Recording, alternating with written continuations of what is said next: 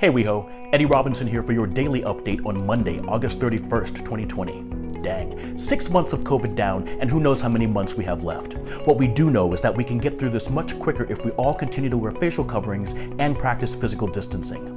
It's that time of year again when we begin our annual tree trimming, starting with the trees along Sunset Boulevard on Tuesday, September 8th. Each day trimming will start at 8 a.m. and will end by 3 p.m.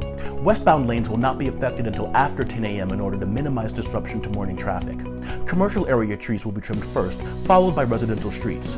We anticipate trimming to continue through February 2021. No parking signs will be placed a minimum of 24 hours in advance of the work.